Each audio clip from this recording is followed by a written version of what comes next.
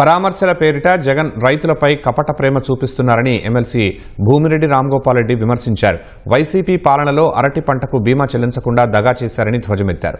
పంట విస్తీర్ణం పెరిగి ఉత్తరాది నుంచి దిగుబడి ఎక్కువగా ఉండటంతో రైతులు తాత్కాలికంగా సమస్య ఎదుర్కొంటున్నారన్నారు.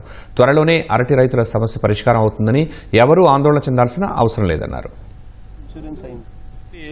మొక్క నాటితే అరటి చెట్టు అవుతుందా, లేకపోతే విత్తనముతో అరటి చెట్టు మొలుస్తుందనే పరిజ్ఞానం కూడా లేని జగన్మోహన్ రెడ్డి ఈరోజు అరటి రైతుల గురించి, అరటి రైతుల వ్యతల గురించి మాట్లాడుతున్నా అంటే రైతాంగమే సిగ్గుతో తలదించుకుంటా ఉంది. అంతేకాకుండా 5 సంవత్సరాలు నేను అరటి రైతులకు బీమా ఇచ్చా అని చెప్పి కళ్ళు నిట్టనీళ్లుగా తెరుచుకొని పచ్చబద్దాలు మాట్లాడడం జరుగుతుంది. నేను జగన్మోహన్ రెడ్డి గారు నేను సూటిగా అడుగుేది, ప్రశ్నించేది, సవాల్ చేసేది ఒకటే. 2019-24 మధ్య కాలంలో మీరు చెప్పినట్లు 5 సంవత్సరాల కాలంలో అరటి పంటకు బీమా ప్రీమియం కట్టినట్టు కానీ, మీరు పంటల బీమా చెల్లించినట్లు అరటి పంటకు మీరు చూపిస్తే నేను రాజీనామా చేసేదానికి, నా శాసనమండలి సభ్యత్వానికి రాజీనామా చేసేదానికి సిద్ధంగా ఉన్నా. చూపి లేకపోతే మీరు రాజీనామా చేసేదానికి సిద్ధంగా ఉన్నావా జగన్మోహన్ రెడ్డి నేను సూటిగా ప్రశ్నిస్తాను. రెండోసారి 2019-24 మధ్య కాలంలో ఆంధ్రప్రదేశ్లో అత్యధిక ఆత్మహత్యలు జరిగింది ఒక్క పులివెందుల నియోజకవర్గంలోనే. పులివెందులకు వచ్చి ఏ రోజైనా రైతులతో మాట్లాడావా?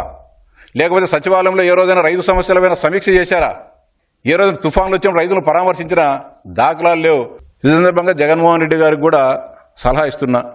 రేపు డిసెంబర్లోనో జనవరిలోనో రాష్ట్ర అసెంబ్లీ శాసనమండలి సమావేశాలు జరుగుతాయి. మీరు అసెంబ్లీకి రండి, రైతాంగం పడుతున్న బాధలను సభ ముందు పెట్టండి, చర్చించండి.